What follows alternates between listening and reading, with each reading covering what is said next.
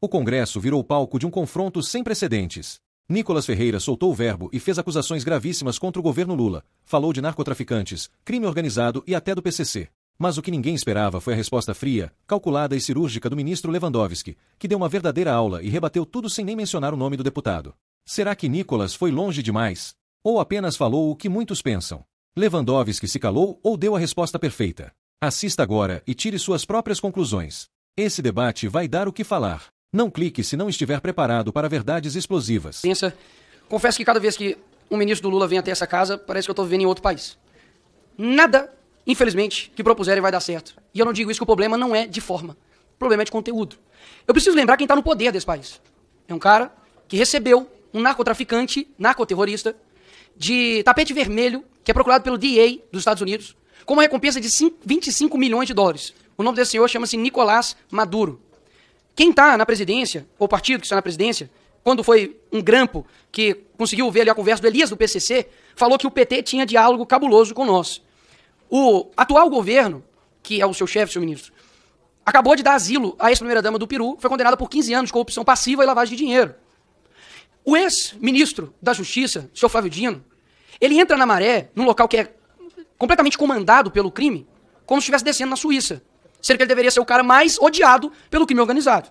E hoje, nós temos na cadeira de ministro da Justiça, que, na época do STF, soltou Luiz Fabiano Ribeiro Brito, que era acusado de ser tesoureiro do PCC, que até pouco tempo estava em um evento com o Stedley, um evento do MST, que instituiu, inclusive, a audiência de custódia, que a partir dessa implementação, 566 mil pessoas foram soltas. Isso representa 40%. Então eu preciso lembrar aqui aos senhores, de que o problema da segurança do Brasil não é um problema, é um plano. É isso que está acontecendo. Porque a PEC da segurança não trata sobre segurança, horas. Cria uma polícia de governo, não uma polícia de Estado. Você centraliza o poder na União. E o senhor acabou de dizer aqui que o senhor é federalista por completo. Por que não fortalecer os entes federativos? Qual governador está a favor disso? Qual governador? E mais, ele centraliza isso na União. E se o Estado não cumprir o que a União quer, a União não envia dinheiro para o Estado. Ou seja, quer trazer para a União a segurança pública, mas vamos fazer um retrospecto? O que a União, o que ela comanda, o que ela tem de competência é de qualidade aqui no nosso país. Vamos lá. A gente tem a saúde. A saúde que está em escândalos e recordes de dengue, que está faltando insulina nos postos. Você tem a educação, que nós ocupamos aí os últimos lugares na OCDE, e cortes bilionários, inclusive. Nós temos as estradas que mais matam pessoas do que, de fato, passa carro. Você tem a aposentadoria, e eu não vou tocar nesse assunto aqui, enfim, pode ser muito sensível, mas que suponhamos aí que tem, talvez, um rombo de 90 bilhões. Você tem as estatais dando roubos bilionários. Você tem um meio ambiente com recorde de queimadas na Amazônia, no Pantanal, que o Lula bateu o recorde, depois ele bateu o próprio recorde dele. Ou seja, eu não sou da segurança pública, nunca subi numa favela para poder trocar tiro, mas nasci lá. E defendo a segurança pública porque, para mim, amigo, você sair de casa sem saber que vai voltar para casa e ainda ter que aguentar justiça, que é completamente contrário a você, porque policial hoje não pode mais matar, não. É um crime policial matar hoje. Tem processo administrativo, o cara se ferra. Igual os heróis de Varginha, lá em Minas Gerais, que abateram 26 bandidos criminosos e o que aconteceu? Sofrendo perseguição por parte da Polícia Federal. Ou seja, ser policial aqui nesse país, tem sempre a minha voz aqui. Porque eu sei de fato como é, você ser atacado por todos os lados. Mas vamos seguir aqui na PEC. A PEC de Segurança Pública, enviada pelo Ministério, não tem uma proposta de que realmente, se um terço disso aqui for cumprido, vai valer a pena, tá? Redução da maioridade penal. Hoje o menino pode matar, roubar, estuprar, cometer latrocínio, roubo seguido de morte. Ele pode votar, decidir o futuro do país, mas não pode ser responsável pelos seus atos. Não tem nenhum tipo de segurança jurídica para os policiais, como eu escrevi aqui, de que hoje o policial está com medo de trabalhar. Existe uma imagem de um policial, se eu não me engano, em Minas Gerais, onde um carro cheio de bandidos com fuzil, ele bate de encontro e quando ele olha, ele não atira com medo de dar alguma coisa para ele. Infelizmente, senhor relator, esse soldado da PM foi abatido. Não há nenhum tipo de sugestão na PEC a respeito do fim da audiência de custódia. Se os senhores tiverem aí uma curiosidade, vá até a internet, TikTok, que a gente já gosta, e coloca lá assim, audiência de custódia. Você vai ver bandidos sendo tratados melhor do que os idosos agora que estão sendo roubados no INSS. Eu participei de diversas, senhor ministro, diversas audiências de custódia quando eu estava na PUC Minas. Era o mesmo papo, o senhor foi bem tratado? Apertaram muito a sua algema, e aí ele é solto mais rápido do que o policial que tem que ficar lá lavrando boletim de ocorrência. E não ganha adicional de salubridade, não ganha adicional de periculosidade e nem adicional noturno nem nada. Só ganha um bom adicional de pancada na mídia e pancada também no judiciário. E ai dele, se ele cometer algum erro, porque aí é um policial mal treinado. Enfim, Não há nenhum tipo de sugestão sobre endurecimento de penas para criminosos. Hoje o bandido sai de casa com a certeza da impunabilidade. Ele não vai ser punido. Não importa. Se eu não me engano, é que cerca de somente 8% dos homicídios no nosso país são solucionados e vão até o fim. Hoje um criminoso, ele fica em paz, tranquilo, para poder se matar um policial, se matar um pai de família, não tem problema. O que o ministro Mendonça aqui disse é perfeito, eu já tenho repetido isso há muitos anos, senhor presidente. De que existe pena de morte no país? Sim, para vítima.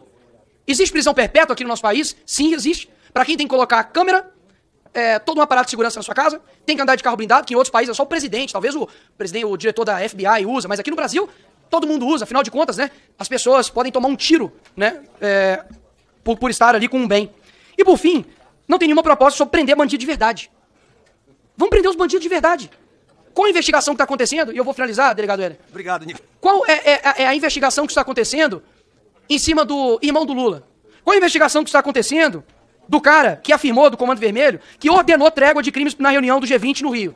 Qual que é a investigação que está acontecendo com isso? Então, assim, lamento. Eu sei que não é tudo culpa sua, não, senhor ministro Lewandowski. Eu jamais seria leviano de colocar aqui todos os problemas de segurança pública do nosso país é culpa sua. Mas, infelizmente, o que nós estamos vivendo hoje não é uma crise de segurança pública, é um plano. E eu sei muito bem quem está no poder, os conheço, e, infelizmente, não tenho bons sentimentos para o futuro do nosso país com relação à segurança pública. Que chegue alguém e buquelize esse país aqui. Bom, agradeço todas as questões extremamente pertinentes, embora nem sempre concorde com as colocações. Todos nós temos as nossas visões de mundo, temos as nossas posições relativamente ao desenvolvimento do país, e quero dizer que se eu não achasse que esse governo tem méritos, tem acertos, haja visto o crescimento do PIB, o decréscimo da inflação, o decréscimo do desemprego, eu não permaneceria ocupando o honroso cargo de ministro. Portanto, são visões distintas, eu não vou entrar nesse debate. Esta é a casa onde se debate, onde se discute, porque aqui é o parlamento vem de parlare. Todos têm, infelizmente, a liberdade de se pronunciarem com a maior liberdade possível. Ouço todas as críticas com muito respeito, embora não concorde com todas elas. Eu vou começar de trás para frente. Há certas questões que foram colocadas de forma recorrente, seja por parlamentares ou agora pelo internauta que nos coloca uma questão, se os órgãos do sistema socioeducativo não são importantes, não devem ser considerados. É claro que quando nós propusemos a PEC, nós a propusemos com escopo limitado, de fazer uma reforma do capítulo da segurança pública, basicamente do artigo 144 da Constituição e daqueles artigos que definem as competências da União, dos estados e dos municípios. Não se trata aqui de fazer uma reforma no sistema educacional, e quando se fala de fronteiras, e aqui eu vou já responder essa questão, nós estamos tocando num ponto muito delicado, sensível, importante, que é saber quem faz a guarda das fronteiras. E aí, salvo engano, o deputado Patus Ananias disse muito bem que quando se fala em fronteiras, está se chamando exatamente a participação do governo federal, a integração das forças locais e federais, como nós de fato fazemos, para proteger dentro do possível essas nossas fronteiras. As senhoras e os senhores devem saber que só com a Bolívia, a nossa fronteira, a fronteira do Brasil, é maior do que a fronteira dos Estados Unidos com o México. Se os Estados Unidos, que têm as melhores e maiores forças de segurança e também forças militares do mundo, não conseguem patrulhar adequadamente a sua fronteira, é claro que nós temos dificuldades muito grandes para exatamente proteger essas fronteiras contra o ingresso de drogas ilícitas, de armas, enfim, e de outras materiais que, enfim, que infringem a nossa lei. Mas nós sabemos que, além dessa cooperação que nós já temos com as polícias locais e a Polícia Federal, nós temos na Constituição também definido o papel das Forças Armadas. Exército, Marinha e Aeronáutica fazem parte, lato sensu, desse sistema de segurança e têm os seus papéis definidos na Constituição, tem inclusive poder de polícia nas fronteiras, sejam elas marítimas, aéreas e mesmo terrestres. Mas acontece que, assim como ocorre com os órgãos do sistema socioeducativo, nós não estamos aqui a falar numa reforma das Forças Armadas, o capítulo da Constituição relativo às Forças Armadas. Nós vamos tratar aqui, limitadamente, procuramos tratar da reforma, enfim, das forças de segurança. Eu vou de trás para frente aqui responder rapidamente algumas questões. Primeiramente, eu quero dizer que nós lutamos bravamente, inclusive com a interlocução do grande parlamentar Ângelo Coronel, que foi o relator do orçamento, no sentido de evitar os cortes de R$500 bilhão no orçamento da segurança pública. Infelizmente, nossos apelos não foram atendidos, até porque o Congresso como um todo, de forma consensual, estabelecer um teto de gastos. Entendeu que é importante estabelecer um teto de gastos, colocar limites aos gastos do governo para que nós possamos ter uma rigidez fiscal. Então, há limites com relação aos quais nós não podemos, enfim, almejar um ultrapassamento. Portanto, o teto de gastos é uma realidade, nós temos que encarar e temos que tratar da segurança pública com os recursos minguados que temos. E, aliás, deputado Van Hatten, Vossa Excelência sempre traz perguntas muito pertinentes. Eu quero dizer que aqui aqui, desses 2 bilhões e 200, metade vai para os estados. São destinados para aqueles investimentos que nós chamamos de fundo a fundo. E nós fizemos um esforço muito grande para padronizar atas, para facilitar a elaboração de projetos por parte dos estados, no sentido de que grande parte dos recursos que ficaram empossados e que deveriam ser devolvidos para, enfim, os cofres da União, pudessem ser utilizados, inclusive mediante uma prorrogação do saldo existente nessas contas até o ano de 2026. Não quero discutir números com Vossa Excelência, se são 90 bilhões, o que a fraude do INSS. Eu já disse publicamente que isso é um dos crimes mais grotescos, mais abjetos que aconteceram nos últimos tempos, que atingiu-se as parcas economias dos aposentados e dos pensionistas. A imprensa fala em 6 bilhões, no total de descontos indevidos. O governo federal está apurando para verificar quais aqueles descontos que foram admitidos ou que foram eventualmente permitidos com algum vício de consentimento. Nós estamos levantando esse número. O ofício circular, confesso a Vossa Excelência que não tinha conhecimento, mas lendo rapidamente o ofício que Vossa Excelência me transmitiu, eu entendi que esse ofício era mais um apelo às secretarias de segurança pública dos estados, no sentido de que evitasse uma repressão física e intensa desses movimentos sociais, que apelasse para os mecanismos de mediação e conciliação que o governo federal tem e que o próprio judiciário tem. E o Brasil precisa de diálogo, precisa, na verdade, de discussão, precisa evitar a polarização, e eu entendi que esse ofício que Vossa Excelência me encaminhou, mas vamos então esclarecer oportunamente o que ocorreu efetivamente, pois mais no sentido de evitar uma carnificina, evitar uma repressão que pudesse extrapolar determinados limites. Deputado Patuza Ananias, agradeço as considerações de Vossa Excelência. Só um Estado forte em seu conjunto é que vai poder enfrentar o crime organizado. Concordo com Vossa Excelência também com o que outros disseram. A PEC não é a solução, é um início de solução. Na verdade, é preciso também políticas sociais, porque o combate à criminalidade não se faz apenas com a força, mas também com a força, sobretudo com a força, mas com políticas sociais, evitando o desemprego, fomentando a educação, acesso à cultura, etc, etc, etc. E quero também aproveitar e dizer o seguinte, que quando a União Europeia começou a se unir, primeiramente para fins comerciais, depois para outros fins de natureza, inclusive defensiva, política, de proteção ao meio ambiente, livre circulação de pessoas e bens. Muitos estados, muitos países europeus, integrantes dessa União, no primeiro momento acharam que iam perder a sua soberania, iam fragilizar a sua soberania. Mas a experiência europeia, da União Europeia, demonstrou que o conjunto dos 25 países, na verdade, se fortaleceu.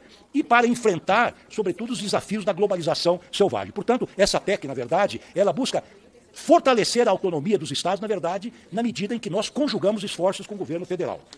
Aqui, rapidamente, Coronel Assis, concordo com Vossa Excelência que nós temos hoje 88 facções criminosas, é um problema muito sério, estão nas prisões. Nós lançamos agora o nosso plano, juntamente com o Supremo Tribunal Federal, da pena justa, que não é um plano para abrir as portas dos presídios, mas sim para a retomada do território com relação ao crime organizado que lá está instalado. É um plano ambicioso que procura tratar do delinquente desde o momento que ele entra no sistema prisional, enquanto ele está lá dentro e até o momento que há uma reinserção dele na sociedade. Na verdade, aqui respondendo também à questão do Coronel Assis e de outros, a PEC da segurança pública não pode tratar de questões pontuais. Essas questões, aumento de pena, a questão de acréscimo nas hipóteses das prisões preventivas, aperfeiçoar a audiência de custódia, tudo isso é objeto de lei ordinária. Nós não podemos confundir o que vamos fazer, eventuais incrementos nesse sistema por meio de leis ordinárias e aquilo que se pode fazer estruturalmente por meio de uma PEC. E lembro, e tenho dito isso, tenho afirmado na Comissão de Segurança, a competência para a iniciativa legislativa em matéria de penal e processual penal, e mesmo da lei de execução penal,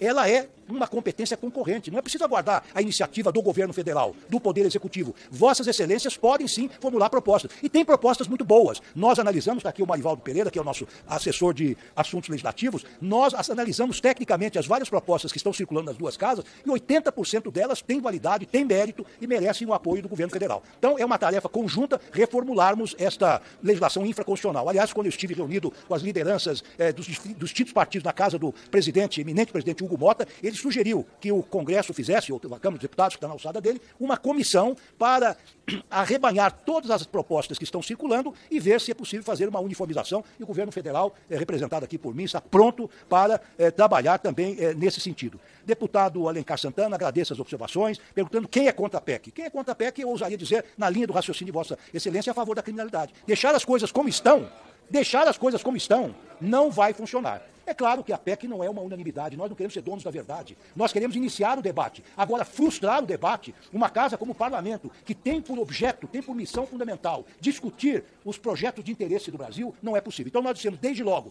em que essa PEC não pode prosseguir, interditar o debate, eu, com devido respeito, data vênia, data máxima vênia, acho que não é uma atitude democrática. Mas, então, aliás, o deputado Alencar Santana também disse muito bem, na nossa PEC, nós estabelecemos que essas diretrizes amplas federais, que não vão se miscuir nas diretrizes dos estados e dos municípios, passarão por um Conselho Nacional de Segurança Pública, onde estarão representados os entes federados, também a sociedade civil. Aliás, essa foi uma sugestão da governadora Fátima Bezerra. Falou, escuta, e a sociedade civil onde está? E ela tem razão. Nós colocamos representantes da sociedade civil num governo democrático como o nosso, a sociedade civil precisa ser ouvida. Deputada Cristoneto, agradeço as suas observações. Sei que há críticas, Vossa Excelência disse que há uma unidade contra a PEC, sobretudo as forças de segurança, e não foi isso que eu apurei. Nós conversamos longamente com as forças de segurança, com o Conselho de Segurança Pública, que reúne o secretário de Segurança. Eu tenho a impressão de que há hoje um consenso, pelo menos no que diz respeito aos pontos centrais dessa PEC. Agora, não é possível ouvirmos indefinidamente todas as partes interessadas. Há um momento em que se deve ouvir, deve debater e deve decidir pela elaboração de um projeto em torno do qual haja um consenso mínimo. Nós não queremos centralizar, nós não temos interesse em nos substituirmos aos estados e aos municípios, mas nós tivemos, como foi ressaltado aqui por um deputado que precedeu a estes que agora se manifestaram, nós tivemos agora, o governo federal, diria, a humildade de oferecer a mão aos estados e aos municípios para repartir as responsabilidades. Porque, infelizmente, por maior que seja o esforço das polícias civis, das polícias militares, a criminalidade não está debelada, as organizações criminosas, lamentavelmente, estão em franca evolução. Nós temos vários programas anticorrupção, contra o narcotráfico. Nós achamos que a inserção na PEC das corregedorias e das ouvidorias autônomas pode ser um avanço no sentido de controlar, digamos assim, enfim, aqueles aspectos menos recomendáveis que existem, lamentavelmente, nas nossas forças de segurança, sejam elas federais, sejam elas estaduais, distritais ou até municipais. E termino dizendo o seguinte. Vou fazer duas observações. Primeiro, que as audiências de custódia que foram gestadas na minha administração, enquanto presidente do CNJ, a meu ver, representaram um salto civilizatório importante. Porque naquela época nós tínhamos 850 mil presos nos presídios brasileiros, jogados em verdadeiras masmorras medievais, termo utilizado pelo meu assessor José Eduardo Martins Cardoso. E, de fato, quem já entrou no presídio, já de longe, já pelo cheiro, mau cheiro, pelo cheiro nauseabundo que exala desses locais, já sabe que é realmente uma masmorra, os presos vivem numa situação absolutamente inaceitável. Essas audiências de custódia foram concebidas especialmente para diminuir o número de presos que não devem estar presos, que não representam perigo para a sociedade, que podem ser apenados, inclusive cautelarmente, com medidas alternativas, tornozeleiras, prisões domiciliares, cerceamento de direitos, etc., etc. Então, e outro detalhe importante, naquela época, 40% dos presos eram presos provisórios, que passavam meses ou às vezes anos sem se defrontar com o juiz. Isso mudou. Então, hoje nós temos as audiências de custódia, elas foram aprovadas depois pelo Congresso Nacional, podem ser aperfeiçoadas? Podem. Acho que até devem ser aperfeiçoadas. A grande falha que se tem hoje é que, muitas vezes, os juízes, porque nós não temos um sistema único de informação, um sistema informatizado quanto aos antecedentes, muitas vezes libera um delinquente perigoso cometer um crime de outro estado e, no estado ao qual pertence o juiz de custódia, cometer um crime de menor potencial ofensivo. Última observação. Eu quero dizer que o ministro do Supremo Tribunal Federal, Flávio Dino, é uma pessoa exemplar, foi juiz federal por concurso público, presidente da Associação dos Juízes Federais, foi deputado federal, é senador eleito da República, foi governador 2 vezes do Maranhão, está honrando o Supremo Tribunal Federal com sua atuação técnica, ímproba, especial, muito proba, muito correta. E ele me deixou um ministério, vou usar uma palavra mais popular, talvez menos acadêmica, um ministério redondo, com vários projetos iniciados, e hoje eu aproveito da clarividência desse ilustre homem público chamado Flávio Dino, porque muitos dos projetos que nós estamos levando adiante foram gestados durante a passagem dele por essa pasta.